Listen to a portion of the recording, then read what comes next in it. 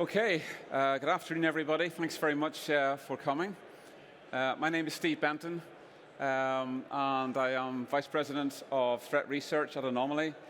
But before that, I was Chief Security Officer for BT Group. So I managed both cyber and physical security operations for BT, both in the UK and around the world.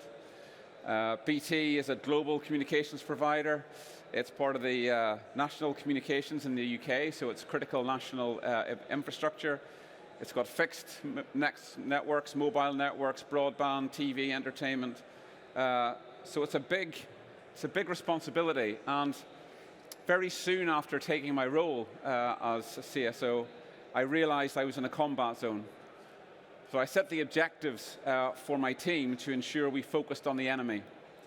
And we had three simple words: expensive, dangerous, and worthless. And what I mean by that is, expensive, attackers would have to invest significant time and capability in order to mount an attack that could be in any way successful against BT. Dangerous in that our response would gather as much evidence as possible that we could share with agencies that could take action to curtail the liberties, let's say, of those groups. And worthless, to ensure that whatever that was motivating the actor, whatever they were looking for in terms of the value or the payout, would be minimized and disrupted as quickly as possible.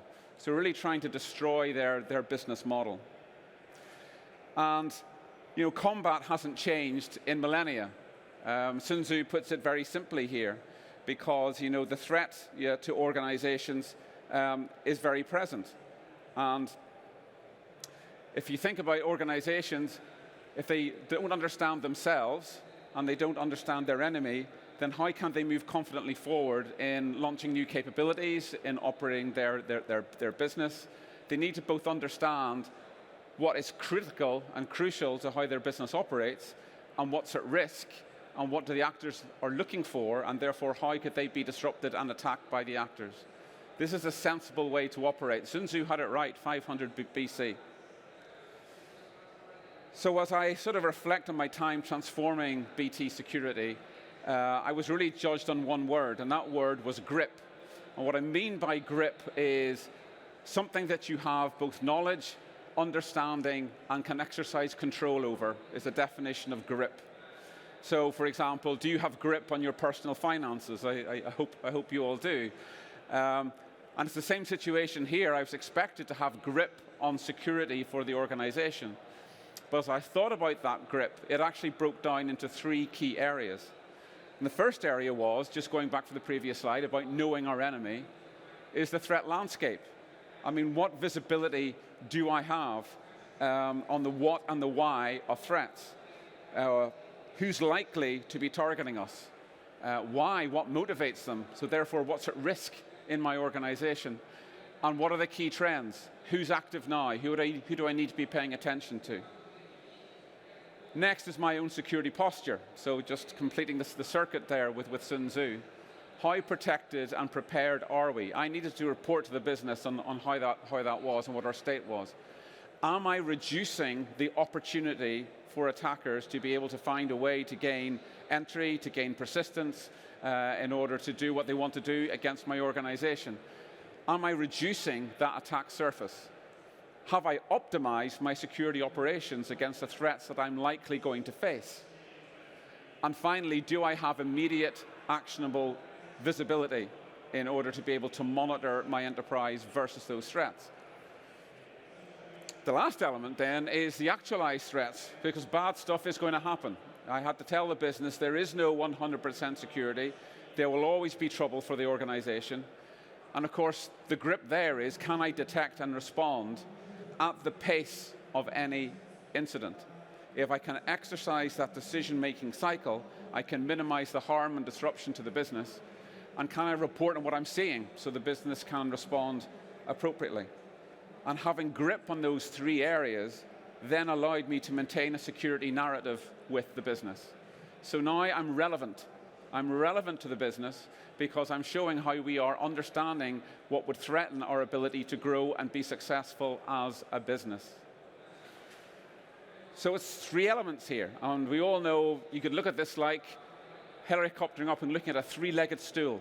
And we all know that sitting on a three-legged stool is a very stable place to sit as long as the three legs are equally as strong as each other and are the same height. Otherwise, it's rather uncomfortable to sit on that kind of three-legged stool. But when you invest in these three areas equally, it becomes an amplifying circuit. Now, truthfully, getting to grips, with this level of security mission is really tough, because through and because of COVID, enterprises digitize themselves really rapidly, both in terms of how they interacted with their employees, their customers, supply chains, and how they operate internally. So cyber threat is now a full-on business interruption risk. And that's why it's discussed regularly at the C-level, the exec level, and the board level. So to get to grip, I need to have visibility. I need to be able to have everything, everywhere, all at once, to borrow the Hollywood film title. And modern digital enterprises are porous. They have to be. They have to operate like airports. Passengers need to go through the airport. People that are authorized to be there providing services need people like to be there. Aircraft need to take off and land. Luggage needs to be processed. Businesses are just like airports, very porous, but necessarily secure in order to be successful. And the last bullet here, really resonates, because security, as I was always reminded, is an overhead to the business. Much as I am working to help it to be valued as it's part of how we grow and be successful, it is a cost to the business. So therefore, the drive is always, how can we do more with less? So I needed to make very effective use of time within security operations. And that led me to understand that really there are two key modes of operations in security. So first of all, let's talk about peacetime. And I don't mean there's nothing happening. What I'm saying is there's no significant security event to be dealt with. So we're in a period of relative calm. Our security controls are operating, our firewalls are operating, our endpoint protection is operating, all the usual stuff is being defended against. Well, this is the time where we should be recovering, we should be reflecting, regrouping, and resolving, thinking about what we've learned from previous incidents, improving our playbooks, but also preparing for war, for the next battle. So we've got to get the focus back on the enemy, back on the actors that are likely going to be targeting our industry, targeting the regions where we operate, targeting the technologies or supply chains in which we operate. And so we use this time not just to do the good hygiene stuff, right, about hardening builds and the good security 101s of segmentation and identity management and access control and least privilege principles, all that good stuff, right? Getting all that hygiene in place. It's also about looking for the opportunities, discovering assets that aren't being managed correctly, looking at the attack surface, developing threat hunts, developing playbooks that you're going to utilize, using time then to practice those playbooks so it's not the first time you're running it when the incident happens. Doing sort of purple teaming, so you've got your red team, you've got your blue team, doing some exercises to get them used to operating against real attacks, and then watching the trends of what's happening around the threat environment. Now, wartime, funny enough, is what many SOCs have sort of identified themselves as. A lot of people think about SOCs as being always in battle. What I'm saying is SOCs are not always in battle, but when they are, it feels like the enterprise is on fire. It feels like you're going to have to fight the fire. But if you've watched firefighters, you know they just don't run headlong into any blaze. They are operating in prepared playbooks. They understand what fire is. They understand how fires can spread. They'll analyze the building where the fire is or whatever, and then they make the right plan in order to minimize the harm and save lives and save property. But this is where your capability and competence is on display. This is often where your whole role as a CISO is judged as to how well you operate during that time. And so you're wanting to execute those practice playbooks at pace, and then a rinse and repeat of a decision-making cycle that allows you to keep iterating as the incident unfolds until all is safe. Now today, I'm going to talk about peacetime. And tomorrow, if you want to come back, I'm going to be talking about the wartime scenario. So, as I've sort of said, peacetime is really that interface between the threat landscape and your security posture. And you're looking there to maintain, to prioritize, to anticipate and prepare. So you're trying to use the latest relevant intelligence in order to prioritize what you do during the indeterminate time that you have until the next attack. So it's not like you can schedule this to say, well, next month is all going to be about doing peacetime stuff. And we've sent an email out to all of our actor groups, and they've agreed they're not going to attack us. Right? That doesn't happen at all. So you don't know how much time you've got in these relative periods of calm. So you must have prioritization. And you must do that by being threat-led, intelligence-led. So what I want to do is, enough slides. I want to show you what we've been doing and building as our innovations in the Anomaly Security Operations platform. And what we have here in this platform is the largest repository of intelligence. We have a scope and a scale in terms of applying that intelligence to an enterprise and its operations. And it's all empowered with artificial intelligence and the Anomaly Copilot. So what you're going to see here is an interaction with our Copilot. So we're going to ask the Copilot a question, and you'll see it coming up there on the bottom of the screen. So we're going to say, which threat actors, imagine I'm in the finance industry, so I'm going to ask a pretty open question, which threat actors target finance? Now what's happening here is it's using the curated threat intelligence that we've built around actors and campaigns and how they operate and everything else. This is not going out to the internet. This is not going beyond into other large language models that are out there, like OpenAI and so on. This is using the model we have here. So it's come back now with a list, and you'd recognize this as being typically what finance would be up against, which is great. But I want to get specific now. So I need to get some names of these threat actors, because I need to start getting specific in knowing my enemy and looking at how well prepared we are for this enemy should they come knocking at my door. So again, it understands the context of a chat. We're in a conversation now with my Copilot. So it's come back here and it's given me a set of actor groups. Now I can bring my Copilot right beside me and say, come over here for a minute. Could you scan this page and pull out all the relevant items of intelligence that you brought back for me?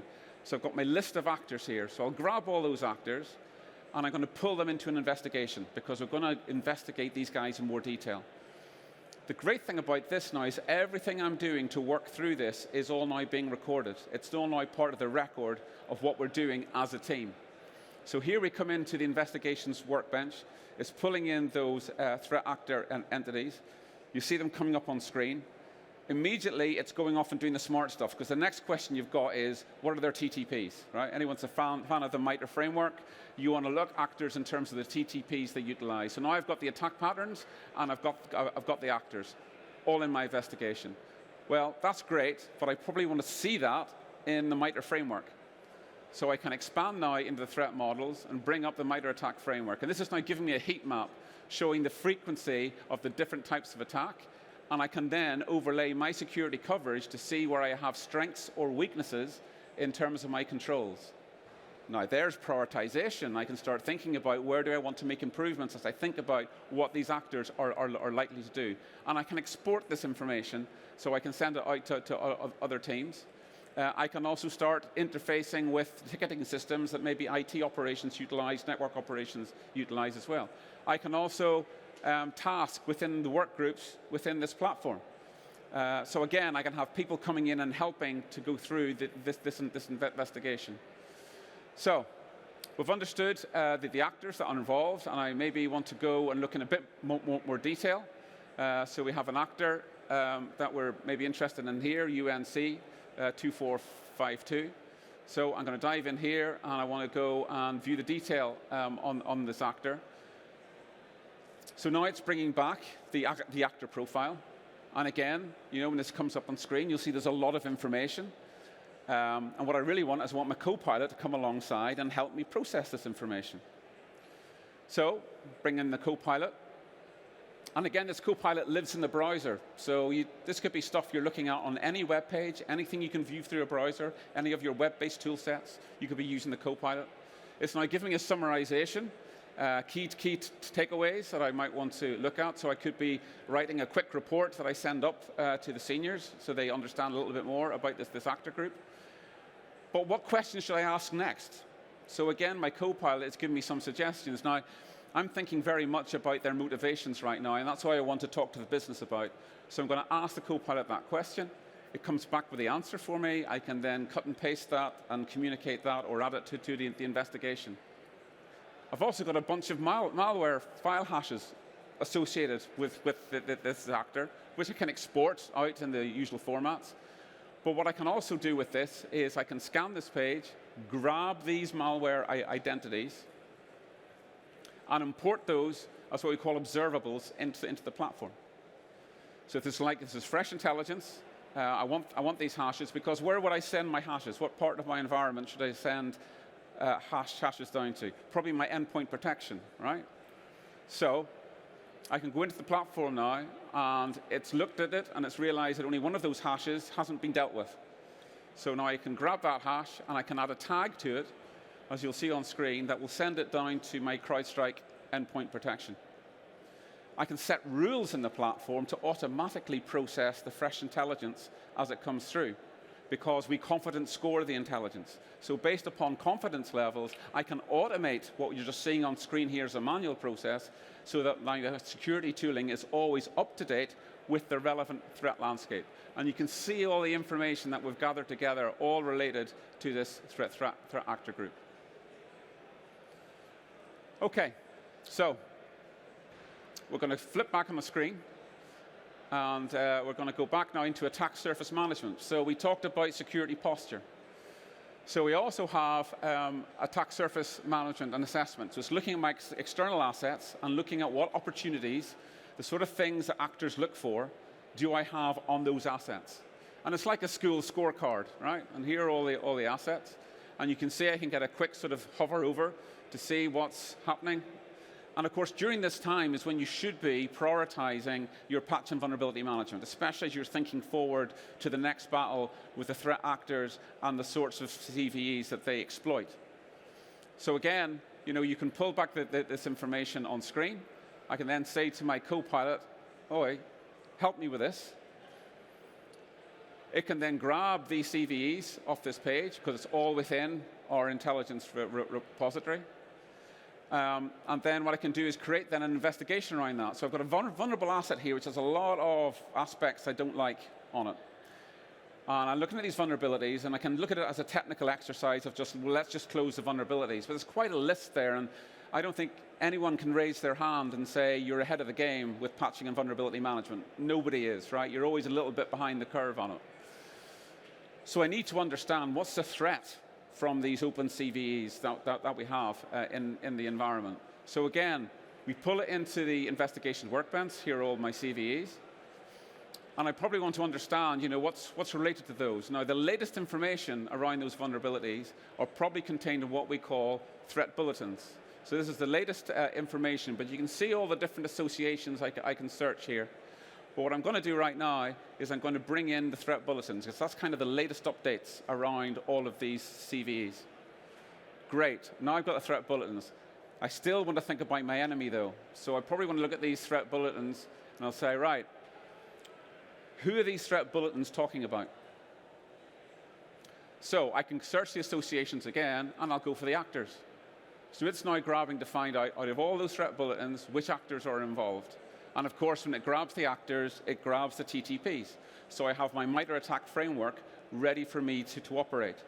So you can see how the utilization of this environment is helping the analysts just keep really on the front foot with what they need to be doing as an analyst during peacetime. And it's showing, for the different aspects of this, how many actors out of that group are involved in utilizing that and exploiting that particular part of the TTPs associated with those vulnerabilities. So that's useful information. You could use that for doing breach attack simulation, for example, right? We could do some exercises around that. But I'm probably interested, of course, in what malwares are utilized as well, because I might want to get on the front foot of thinking about, well, what do the malwares do here that are also used by these actors around these threat bulletins that are likely to be utilizing these CVEs? And I can view the detail of the malware. So I've got a malware profile I can go and investigate. So jumping into that malware profile, it will give me potentially suspected actors that are thought, and do you know what? I recognize that number. I think that number was on my investigation screen. So I now know something about dog treat, so I want to grab it out of that group, and I want to then look at my threat actors, because I know that UNC is involved, and I'm going to make a link. So this is now me making an investigation where I'm working through a whole series of steps, which I can make conclusions, and I have an ability, once I've finished this investigation, to turn it into a PDF report that I can share with the business, all formatted and neatly laid out with the various aspects that I can put in it. So, isn't that a great use of peacetime? Isn't it? So how do you become an elite SOC? Well, I'm going to use a footballing analogy here, right? If you ever got your kids first time they play football, what do? They know the ball is important, and they all chase the football around the field. And a lot of folk working in security operations feel they're kind of trapped in that kind of merry-go-round of just chasing the ball, the priority ball around the pitch. They know they could play a better game, but they're kind of stuck with the way that security operations is set up traditionally in organizations. But as they mature, they realize that football teams play in position. They all have different roles to play. And as you work those roles out and you work out how to play, you can play a better game. However, you're still just playing the same game. It's still a reactive game because you're just trying to, operate without thinking into who you're going to be facing up against. All the elite soccer teams go and research who they're going to be playing. They look at how they play the game. They look at how they attack. They look at how they can be countered. And they prepare for it, how they will disrupt those attacks and how they will prevent the ball going in the back of their own net. So it is in evolving your security, in utilizing threat intelligence and utilizing the scope and scale of a different type of security operations platform, which is what I'm sharing with you today. So we've talked about the peacetime focus there, all about getting yourself more resilient and more prepared by using the visibility and prioritizing your time. Tomorrow, when you come back, we're going to talk about wartime. This is when the chips are down. I'm going to be talking about the golden hour from when an incident kicks off and what it is you need to be doing. So if you're around tomorrow, do come. If you can't come tomorrow, come to our booth. So returning back to AI. What I've been talking about here is all the ways in which AI is augmenting the analyst. We are not talking about replacing analysts.